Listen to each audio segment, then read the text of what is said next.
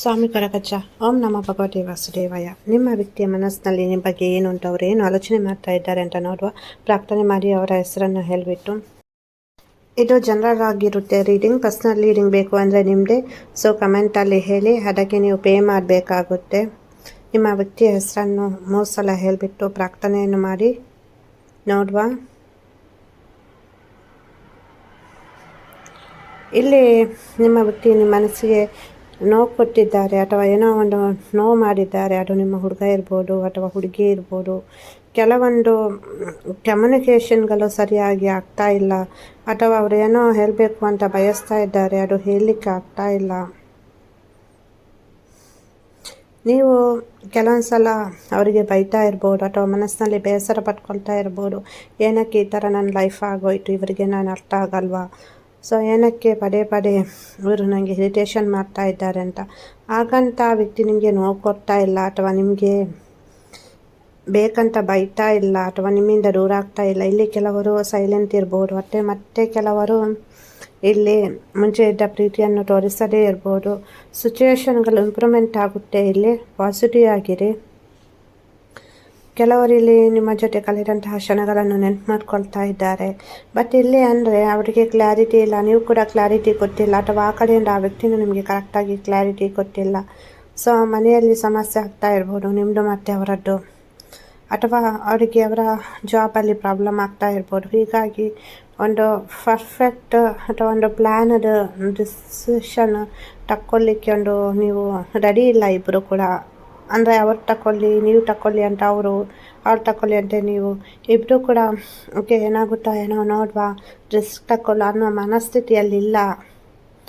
ಎಲ್ಲ ಒಂದು ಕಡೆ ನಿಮಗೆ ಸರಿಯಾಗಿ ಏನು ಆಲೋಚನೆ ಮಾಡಬೇಕು ಅಂತ ಗೊತ್ತಾಗ್ತಾ ಇಲ್ಲ, ಅಥವಾ ನಿಮ್ಮ ಹುಡುಗ ಅಥವಾ ಹುಡುಗಿಗೂ ಏನು ಹೇಳಬೇಕು ನಿಮ್ಮ ಜೊತೆ ಅನ್ನೋದು ಗೊತ್ತಾಗ್ತಾ ಇಲ್ಲ. ಭಯ ಆಗ್ತಾ ಉಂಟು. ಫ್ಯಾಮಿಲಿ ಭಯ ಇರ್ಬೋದು, ಅಥವಾ ಸೊಸೈಟಿ ಭಯ ಇರ್ಬೋದು, ಅಥವಾ ಅವರ ಲೈಫಲ್ಲಿರುವಂಥ ಕೆಲವೊಂದು ಕಮಿಟ್ಮೆಂಟ್ಗಳು, ಅಥವಾ mother issue, father issue. So ಅವ್ರು ಹೆಂಗೆ ರಿಪ್ಲೈ ಮಾಡ್ತಾರ, ಹೆಂಗೆ ತಗೊಳ್ತಾರ. ಸೊ ನಿಮಗೂ ಇದೊಂದು ಭಯ ಕಾಡ್ತಾ ಉಂಟು. ಬಟ್ ನಿಮ್ಮ ವ್ಯಕ್ತಿ ತುಂಬ ಅನುಭವದ ವ್ಯಕ್ತಿ. ಅನುಭವ ಅಂದರೆ ಸೊ ನಿಮ್ಮನ್ನು ಅರ್ಥ ಮಾಡ್ಕೊಳ್ತಾರೆ. ಸಿಟ್ಟಿನಲ್ಲಿ ಏನೇ ಹೇಳಿ ಬಟ್ ಮತ್ತೆ ಅವರಿಗೆ ಸಮಾಧಾನ ಮಾಡ್ಕೊಳ್ತಾರೆ. ಸೊ ನಿಮ್ಮಿಂದ ಕೆಲವೊಂದನ್ನು ಎಕ್ಸ್ಪೆಕ್ಟ್ ಮಾಡ್ತಾ ಇದ್ದಾರೆ ಅವರು. ಹಾಗಾಗಿ ಇಲ್ಲಿ ನಿಮ್ಮ ಜೊತೆ ಅಷ್ಟು ಮಾತನಾಡ್ತಾ ಇಲ್ಲ, ಅಥವಾ ನಿಮ್ಮಿಬ್ಬರ ಮಧ್ಯೆ ಒಂದು ಸ್ವಲ್ಪ ಗ್ಯಾಪ್ ಆಗಿರ್ಬೋದು.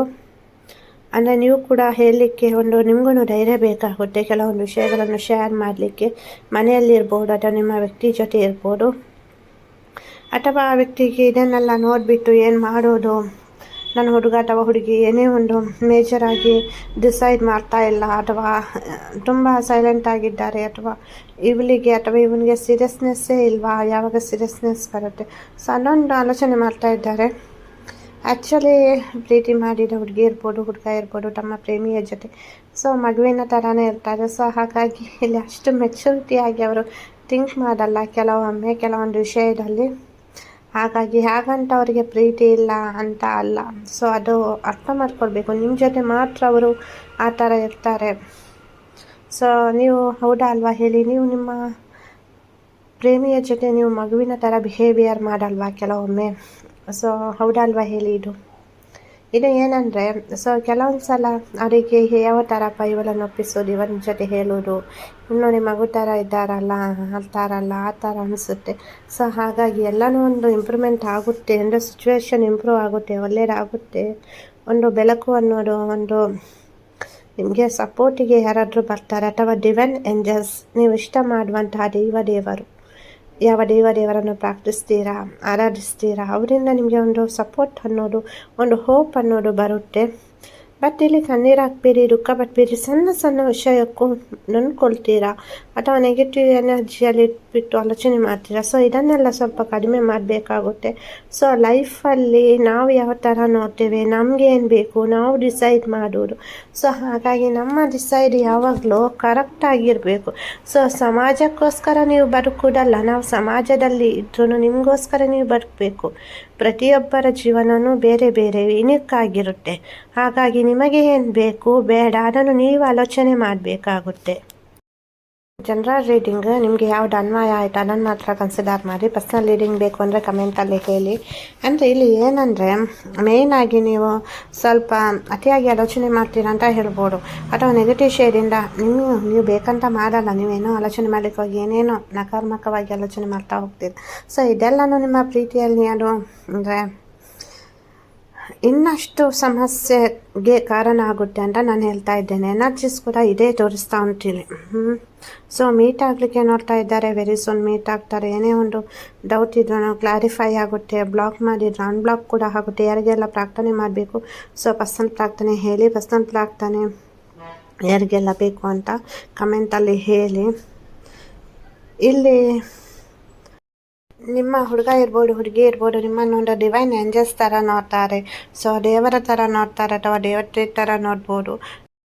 ಅವರ ಲೈಫಲ್ಲಿ ನೀವು ದಿ ಬೆಸ್ಟ್ ಗಿಫ್ಟ್. ಅವರ ಲೈಫ್ ತುಂಬ ಇಂಪ್ರೂವ್ಮೆಂಟ್ ಆದದ್ದೇ ನೀವು ಅವರ ಲೈಫಿಗೆ ಎಂಟ್ರಿ ಆದ ನಂತರ. ಸೊ ಅವ್ರು ಹೇಳಿರ್ಬೋದು ನೀನು ನನ್ನ ಲಕ್ಕಿ ಬಾಯ್, ಲಕ್ಕಿ ಗರ್ಲ್ ಅಂತ. ಸೊ ಇಲ್ಲಿ ಏನಂದರೆ ಒಂದು ಕ್ಲಾರಿಟಿ ತಗೊಳ್ಬೇಕಾಗುತ್ತೆ. ಮತ್ತು ನಿಮ್ಮನ್ನು ಯಾವತ್ತವರು ಸೋಲಿಕ್ಕೆ ಬಿಡಲ್ಲ. ಸೊ ಯಾರೇ ನಿಮ್ಮ ಬಗ್ಗೆ ನೆಗೆಟಿವ್ ಹೇಳಿದ್ರು, ಇಲ್ಲ ನನ್ನ ಹುಡುಗಿ ನನ್ನ ಹುಡುಗ ಹಾಗೆ ಅಲ್ಲ, ಆದರೆ ನೀವಿಲ್ಲೇನು ಆಲೋಚನೆ ಮಾಡ್ತೀರಾ, ಏನೇನೋ ಆಲೋಚನೆ ಮಾಡ್ತೀರಾ, ನಮ್ಮ ಹುಡುಗ ಹಾಗೆ ಆಲೋಚನೆ ಮಾಡ್ತಾನೆ, ಹೀಗೆ ಆಲೋಚನೆ ಮಾಡ್ತಾರೆ ನಮ್ಮ ಹುಡುಗಿ ಅಂತ. ಸೊ ಏನೂ ಇಲ್ಲ ಇಲ್ಲಿ ನಿಮಗೆ ಏನು. ಸೊ ನಿಮಗೆ ಯಾವಾಗಲೂ ಸಪೋರ್ಟಿವ್ ಆಗಿರ್ತಾರೆ. ಇವಾಗ ಸ್ವಲ್ಪ ಕೆಲವರು ಇಲ್ಲಿ ಬ್ಲಾಕ್ ಮಾಡಿದ್ದಾರೆ. ಸೊ ಏನೋ ಒಂದು ಬದಲಾವಣೆಯನ್ನು ಅವ್ರು ನಿಮ್ಮಿಂದ ಬಯಸ್ತಾ ಇದ್ದಾರೆ, ಅಥವಾ ಒಂದು ಡಿಸಿಷನನ್ನು ಅವರು ಕರೆಕ್ಟಾಗಿ ನೀವು ನಿರ್ಧಾರ ತಗೊಳ್ಬೇಕು ಅಂತ ಬಯಸ್ತಾ ಇದ್ದಾರೆ. ಥರ್ಡ್ ಪಾರ್ಟಿ ಎನರ್ಜಿ ಕೆಲವರಿಗೆ ಇದ್ದರೆ ಆಲ್ಮೋಸ್ಟ್ ಇಲ್ಲಿ ಕೆಲವರಿಗೆ ಥರ್ಡ್ ಪಾರ್ಟಿ ಎನರ್ಜಿ ಇಲ್ಲ. ವರ್ಕ್, ಬಿಸ್ನೆಸ್ ಪ್ರಾಬ್ಲಮ್, ಮನೆಗೆ ರಿಲೇಟೆಡ್ ಸಮಸ್ಯೆ ಇದೆಲ್ಲನೂ ಥರ್ಡ್ ಪಾರ್ಟಿಯಲ್ಲಿ ಕಾಣಿಸ್ತಾ ಉಂಟು. ಅಂದರೆ ಮುಂಚೆ ಇದ್ದಂತಹ ಇಂಟ್ರೆಸ್ಟ್ ಇಲ್ಲಿ ಪ್ರೀತಿಯಲ್ಲಿ ಇವಾಗ ಅವರು ತೋರಿಸ್ತಾ ಇಲ್ಲ ಅಂತ ನೀವು ಹೇಳ್ತಾ ಇದ್ದೀರಾ. ನಿಮ್ಮ ಮನಸ್ಸಲ್ಲಿ ಇದೊಂದು ಪ್ರಶ್ನೆ ಉಂಟು, ಹೌದಾ ಅಲ್ವಾ? ಮುಂಚೆ ಸರಿ ಇದ್ರಿ, ಇವಾಗ ಸರಿ ಇಲ್ಲ ಅಂತ. ಸೊ ಈ ಸಿಚುವೇಶನ್ಗೆ ಕಾರಣ ಏನು? ಕೆಲವೊಂದಕ್ಕೆ ನೀವು ಉತ್ತರ ಕೊಟ್ಟಿಲ್ಲ, ಮತ್ತು ಕೆಲವೊಂದು ಸಲ ನೀವು ಸೊ ಏನು ಮಾತನಾಡಲ್ಲ, ಕೆಲವೊಂದು ಅತಿಯಾಗಿ ನೀವು ಕ್ವಶನ್ ಕೇಳ್ತೀರಾ, ವಾಡರ ಮೇಲೆ ವಾಡ ಮಾಡ್ತೀರಾ. ಇದೆಲ್ಲ ಯಾಕೋ ನಿಮ್ಮ ಹುಡುಗ ಅಥವಾ ಹುಡುಗಿಗೆ ಇಷ್ಟ ಆಗಲ್ಲ. ಇಲ್ಲಿ ಕೆಲವೊಂದು ಸಲ ರಿಲೇಷನ್ಶಿಪ್ ಸೋಲ್ತಿದೆ, ಅಥವಾ ನಾವು ಅದನ್ನು ಉಳಿಸ್ಕೊಳ್ಬೇಕು ಅಂದಾಗ ನಾವಲ್ಲಿ ಸರೆಂಡರ್ ಆಗೋದಲ್ಲ. ಅದಕ್ಕಿಂತ ಮುಂಚೆನೇ ಆ ವ್ಯಕ್ತಿಯ ನಡವಳಿಕೆಯನ್ನು ನೋಡಿಕೊಂಡು ನಾವು ಒಂದು ರೀತಿಯಲ್ಲಿ ಪಾಸಿಟಿವ್ ಆಗಿ ಹೋಗಬೇಕು. ಇಲ್ಲಿ ಪ್ರತಿ ಸಲನೂ ವಾದ ಮಾಡೋದು ಅಥವಾ ಈಗೋ ತೋರಿಸೋದು ಬೇಡ ಅಂತ ಹೇಳ್ತೇನೆ. ತಾಳ್ಮೆ ಅನ್ನೋದು, ಸಮಾಧಾನ ಅನ್ನೋದು, ಅಡ್ಜಸ್ಟ್ಮೆಂಟ್, ಅಂಡರ್ಸ್ಟ್ಯಾಂಡಿಂಗ್ ಇದು ಲೈಫಲ್ಲಿ ಪ್ರೀತಿಯಲ್ಲಿ ಇರ್ಬೋದು, ಸಂಬಂಧದಲ್ಲಿ ಇರ್ಬೋದು, ಮನೆಯಲ್ಲಿರ್ಬೋದು, ಪ್ರೇಮಿಯ ಜೊತೆ ಇರ್ಬೋದು, ಅದು ಮುಖ್ಯ ಅಂತ ಹೇಳ್ತೇನೆ. ಸೊ ಆದಷ್ಟು ಪಾಸಿಟಿವ್ ಆಗಿದೆ. ಹಾಗೆಯೇ 1176 ಅನ್ನೋ ಒಂದು ಏಂಜಲ್ ನಂಬರ್ ದೈವಿಕ ಸಂಕೇತವನ್ನು ಹೇಳ್ತಾ ಇದೆ. ಇದು ನಿಮ್ಮನ್ನು ಹೀಲ್ ಮಾಡುತ್ತೆ. ಸೊ ನಿಮ್ಮ ವ್ಯಕ್ತಿ ನಿಮ್ಮ ಕಡೆ ಆಕರ್ಷಣೆ ಆಗಲಿಕ್ಕೆ ಇರ್ಬೋದು, ಸಂಬಂಧದಲ್ಲಿ ಸಮಸ್ಯೆ ಆಗ್ತಾ ಉಂಟು, ಅವ್ರಿಗೆ ನನ್ನ ಮೇಲೆ ಆಕರ್ಷಣೆ ಇಲ್ಲ, ಮುಖಮೂರಿ ಇಲ್ಲ, ನನ್ನ ನೋಡಿದ್ರಾಗಲ್ಲ, ಜಗಳ ಮಾಡ್ತಾರೆ, ಮುಂಚೆ ಸರಿ ಇದು ಇವಾಗ ಏನಾಗಿದೆ ಅಂತ ಗೊತ್ತಿಲ್ಲ. ಸೊ ಇದು 1176 ಅಂತ ಹೇಳ್ತಾ ಇರಿ. ಹಾಗೆಯೇ ಪರ್ಸನಲ್ ರೀಡಿಂಗ್ ಬೇಕು ಅಂದರೆ ಕಮೆಂಟಲ್ಲಿ ಹೇಳಿ, ಅದಕ್ಕೆ ನೀವು ಪೇ ಮಾಡಬೇಕಾಗುತ್ತೆ. ಮತ್ತು ಏನೇ ಒಂದು ವಿಷಯ ಇದ್ರೂ ಪ್ರಾರ್ಥನೆ ಮಾಡಬೇಕು ಅಂದರೆ ಹೇಳಿ ಕಮೆಂಟಲ್ಲಿ, ಪ್ರಾರ್ಥನೆ ಮಾಡ್ತೇನೆ ನಿಮಗೋಸ್ಕರ. ಅತಿಯಾಗಿ ಆಲೋಚನೆ ಮಾಡಿಬಿಟ್ಟು ಏನೇನು ತಪ್ಪು ನಿರ್ಧಾರವನ್ನು ತಗೊಳ್ಬೇಡಿ. ನಿರ್ಧಾರವನ್ನು ತಗೊಳ್ಳುವಾಗ 100 ಸಲ ಅಲ್ಲ ಅಂದ್ರೂ 1000 ಸಲ ಆದ್ರೂ ಆಲೋಚನೆ ಮಾಡಬೇಕು. ಏನಕ್ಕಂದರೆ 100 ಸಲ ಮಾಡಿದ್ರಲ್ಲೂ ತಪ್ಪು ಆಲೋಚನೆಗಳಿರುತ್ತೆ, ಗೊತ್ತಾಯ್ತಾ? ಸೊ ಹಾಗಾಗಿ ಪ್ರಾರ್ಥನೆ ಮಾಡಿ, ಮೆಡಿಟೇಷನ್ ಮಾಡಿ, ಟೆಂಪಲ್ಗೆ ಹೋಗ್ತೀರಾ ಹೋಗಿ ಬನ್ನಿ.